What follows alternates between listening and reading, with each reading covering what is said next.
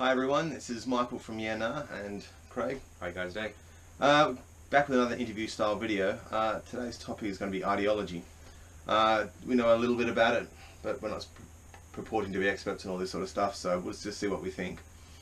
My introduction into understanding ideology was I'm at uni and I'm supposed to be doing a dissertation at least, on something an ideology was going to feature. And I did some research on it, and my introductory understanding is that there's basically three different types of ideology out there in the world. The Americans just consider, like the American type, just consider all ideologies bad. Like if anything at all is an ideology, even if it's whatever, like you try to call Christianity an ideology or whatever, they wouldn't, because all ideologies are evil. Then there seems to be the Marxist version of what an ideology is, which seems to say that ideologies are 100% devoted to keeping power from the working class or something like that, like keeping power structures and keeping the working class oppressed. So anything that keeps the working class oppressed is an ideology. Those two things they might be very synonymous, but they're not exactly the same definition. And then there seems to be the third, more academic type of definition of ideology that I would have used in my dissertation, which was it's anything that combines your understanding of facts and your beliefs to give you an opinion on things, which is just a working definition of what ideology is. But I think in the modern climate that we are experiencing today and we see everywhere and it plays out on YouTube and things in the culture wars, it seems to be something like smart-ass motherfuckers that think they can tell you what to do and how to think and to control you, and no, shut up, I've got it all worked out in my head. Well, at least I did last night when I was talking to my smart mates, and now I have to control your thoughts and your actions, so you live the way that I want to, because wait, it'll be perfect, it will be utopian. If you just let me explain to you what I think, everything will be perfect and have faith in me and you'll see. Surrender your liberties, give yourself several thousand years, or hopefully only just a couple dozen years, and we'll have paradise on earth, utopia, as you say. But it's strange, like some people will consider capitalism to be an ideology, and they'll think it's more ideological than, say, socialism or capitalism. Which is strange, because capitalism seems to work without anyone driving it. Without it's just a natural outgrowth of human nature. And capitalists completely understand that it's not a utopia because there's tons wrong with it. There's at least 4 market failures, and there's probably others too. Yes. So it's just strange, like, you know, because you're not going to get anyone to agree on the definition of an ideology, and you're going to have people who are going to say, well, that's an ideology, even though it's obviously taking place in reality. But here I am, I've got these ideas, and if we just stop doing that, then everything will be, it'll be a utopia. Everyone will be happy. Yeah, utopia is a really important word. When I was younger, like 19, I was reading books and things, I thought utopia was a good thing, but you realise it's a bad thing, and that often gets misplayed out in popular culture. You did your definition of what conservatism was a few weeks back.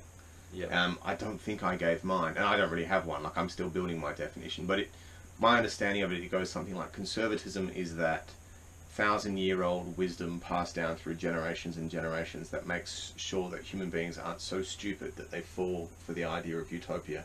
It keeps reminding us that we're all different, that we all have different opinions and all different things, and we're never going to agree.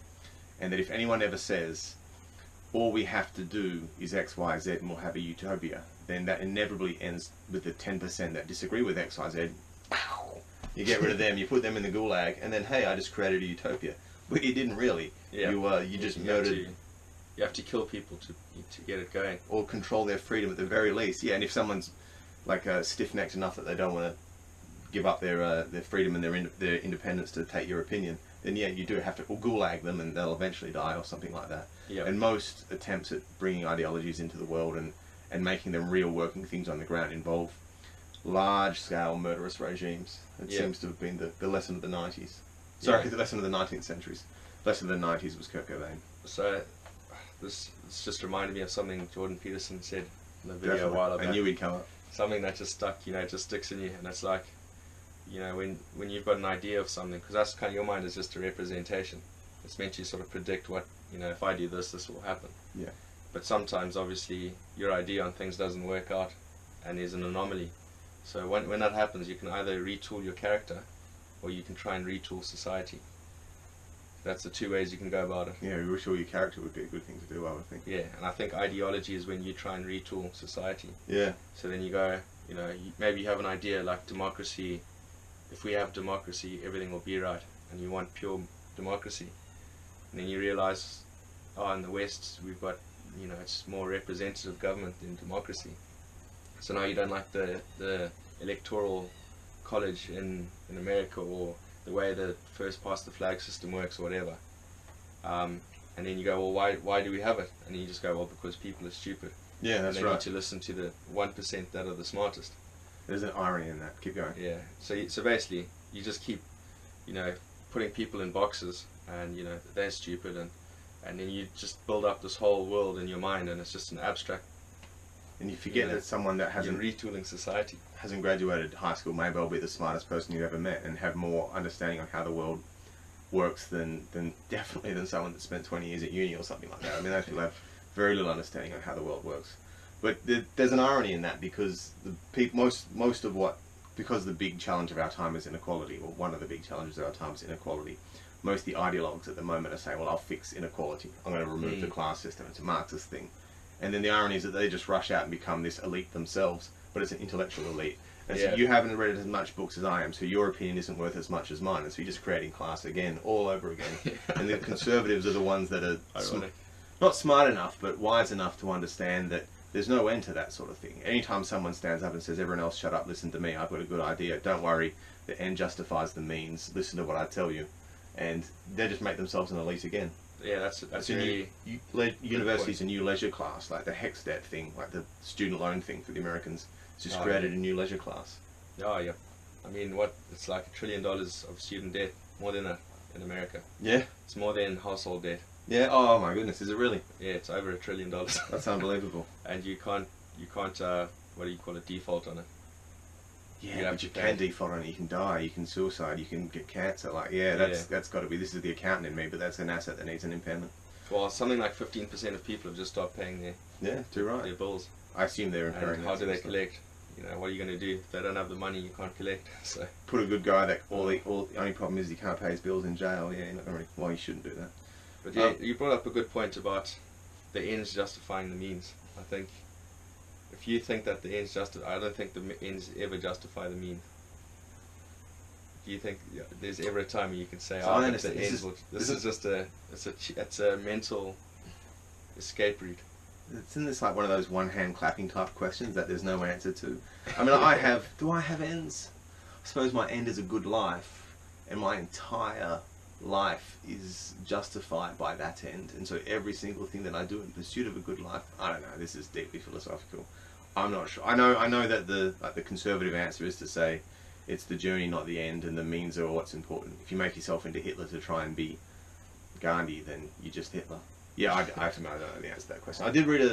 I read a book by Trotsky, I think, their morals and ours, or something like that. I think it's over there somewhere. But there was a poem by a guy called Bertolt Brecht about it. It ends in the line, "Embrace the butcher and sink in filth, but change the world when you need it." And it's a poem about the means the end justifying the means. And it's a really good one. That's my only real spark that happens in my brain when I think about that sort of thing. No, I think that's a pretty difficult topic.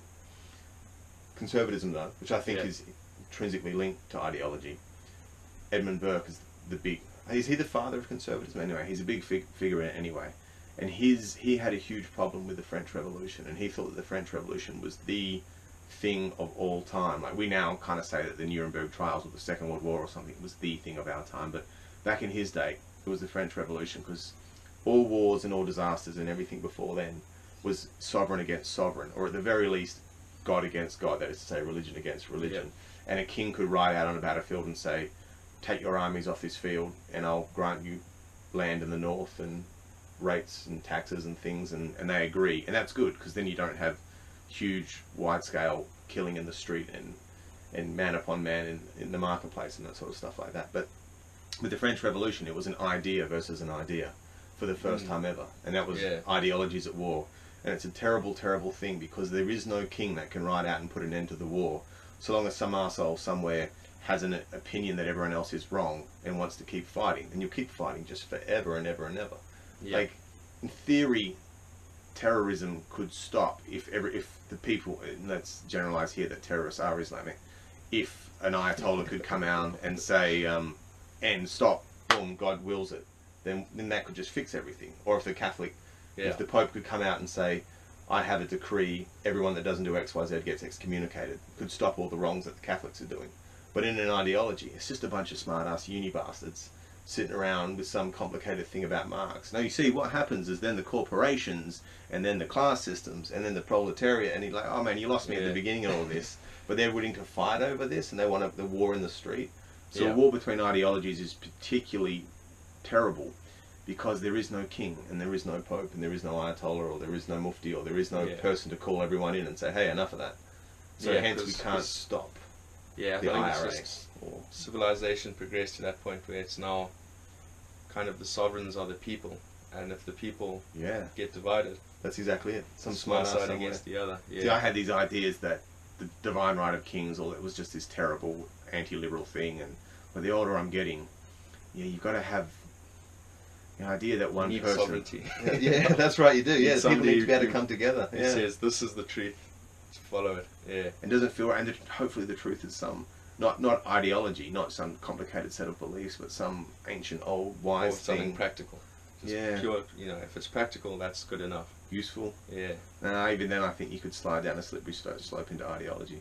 So, do you think then that the world at the moment is separated neatly between those that are scared of ideologies and don't necessarily understand Marxism, but understand that the outcome is that someone's going to point a truncheon in your face and say, I require your money and your land and your ideas and your very soul for my complicated theory, and those that think, oh no, but the complicated theory is really good. Yeah, no, it's definitely like that. I mean, you brought up Edmund Burke, and I didn't know about Edmund Burke until earlier this year.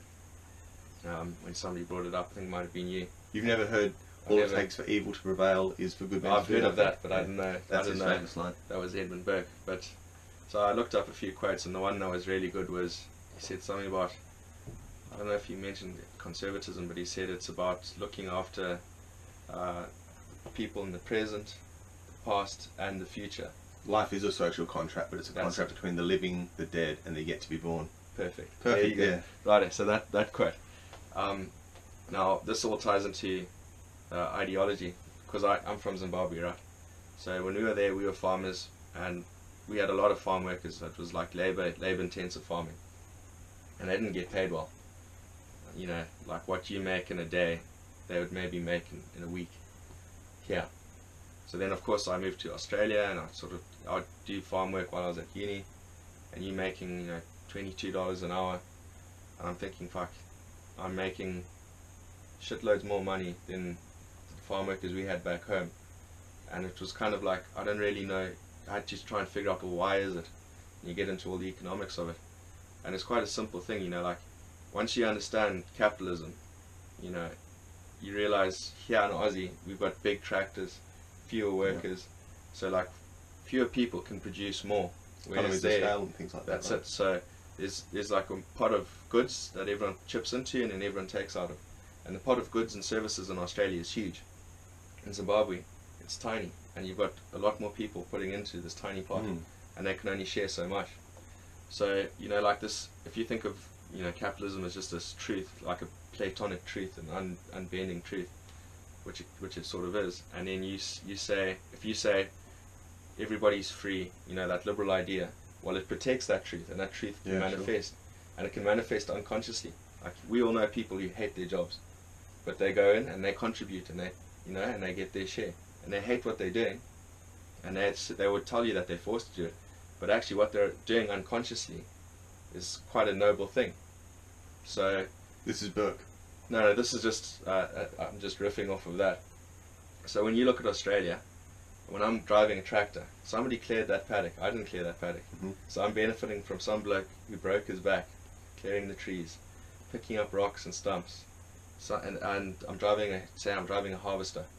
Now those things have been incrementally improved year by year, over 100 years, and maintained, and and they get better, and the models get better, and now it's an easy ride.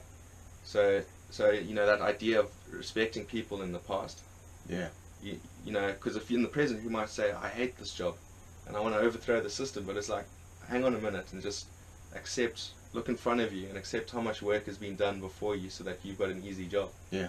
And now realize you've got kids coming, you've got the next generation coming. So, you know, like this idea of respecting the past and the future, and basically just leaving the truth to manifest even unconsciously is a big thing. Because if you have an ideology like in Zimbabwe, and you let people act on that and you take away people's liberty, then basically you've walled off the truth that is capitalism. No one can get there, and now everyone is poorer for it. You know, so that's the, you know, that's for me, as ideology is just you putting up a wall between you and the truth that you don't understand yet. Yeah, yeah, a lot of people, yeah. Oh, that's it. Yeah, you and the truth is blinkered. Yeah, a lot of Zimbabweans could discover the truth, but you know, it's walled off for everybody there. You know, what are you going to do? Their ideology is something that colonialism has to be fought and I'm sure that feels very real to them. But it does. Anything that the white man brought over has to be hated or something like that, is it? That's it. And they're trying to, they want to do it their way, and they hate Western values and they hate capitalism. See, that's where colonialism's kind of ruined it for them, though. Like, there was a good idea, and if you introduce a good idea, like if you have a teacher at school, like if let's say physics is an important subject, and my physics teacher wasn't, but let's say your physics teacher was just the worst person ever, and so you said, I hated physics.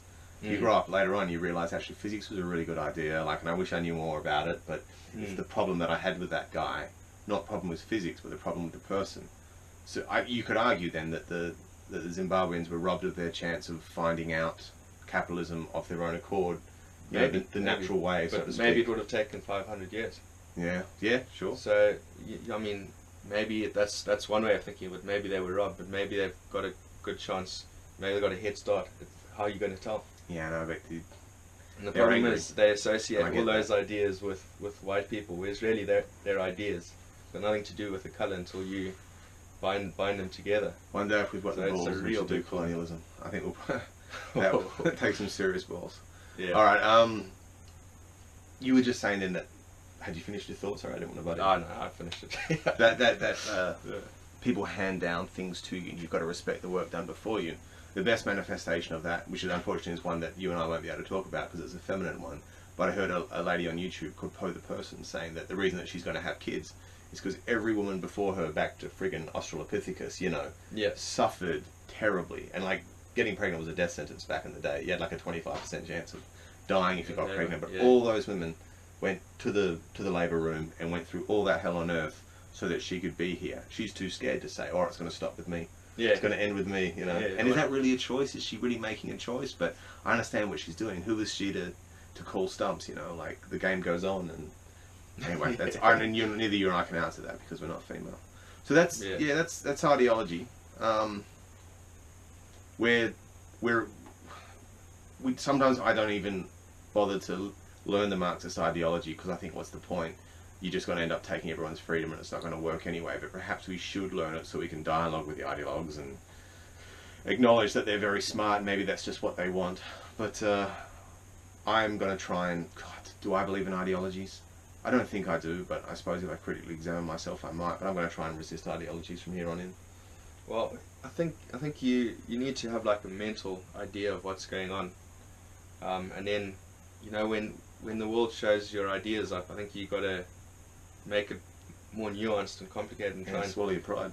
And like Jordan Peterson says, retool your character. Yeah. You know, instead of going, well, I'm right and you're all wrong, so ideologies are okay so long as you're flexible, so long as you don't embrace the butcher and sink and filth to get them done. As long as that's liberal ideas. As long as you don't go and steal somebody's property, as long as you don't take away their right to free speech and, you know, all those, you know, life, liberty and the pursuit of happiness, as long as you respect that and then you change yourself, you know, you're not going to be a victim of ideology. You know, you got to learn from reality. It's an incremental approach. Yeah, because you got your idea and you got reality, and then it throws out something that doesn't work. Then you adjust your idea, and then it works better. But something else happens and it throws out an anomaly, and you adjust it. I think it's just a back and forth. And I don't, you know, I don't think you can ever get to some point where you. So it's absolutism that's the problem, and some Yeah. are saying Totalitarian. everyone else, I've got the idea. I know everything. Yeah, that's right. Whereas it's like and I'm actually- 23 years old and I just got a bachelor in gender studies. I know everything. That's it. Whereas really, it's more like, as old as you get, what you don't know is more important than what you do know. Yeah, yeah, totally. Yeah, That's so- a really good line. And you gotta wait till you figure those things out through experience, basically. So you just gotta, it's a back and forth. You make your idea, test it, change it. So yeah, just realize you don't know everything yet. Yeah. Not even close. So absolute ideologies, yeah. And so I think this is my closing statement. Reason didn't bring us absolute moral truth, and we kind of killed God. Are we only stuck with ideologies? Is that all we have left? Do we have something other? It's just the wisdom of the ages or something like that, or the wisdom of the ancients, or what your grandparents thought to pass down to you or something. I suppose that's what tradition is. Tradition, yeah, that's it. Tradition is something that manifests, and you know, you might not understand why, but if you respect it, maybe in time you will. Yeah. So, and that's because tradition is just something, you know, no one's forcing people to go to church. People go to church of their own accord. So you've got to understand there's something there, and maybe you don't understand it, but if you respect it, whereas if you make tradition an enemy, you're not going to understand the underlying truth that That's it, builds yeah. up that tradition. At least be neutral towards tradition until you understand it, yeah, rather than write it all off, which of course all young people did, and I did too in my time. Anyway, I've exhausted ideology for me. You got anything more you want to close with? No, I think it was a pretty good Yeah. go at it. Yeah, no worries. Yeah. Okay guys, subscribe, like and all that, comment if you like, and we'll see you in the next video. Bye. Cheers guys.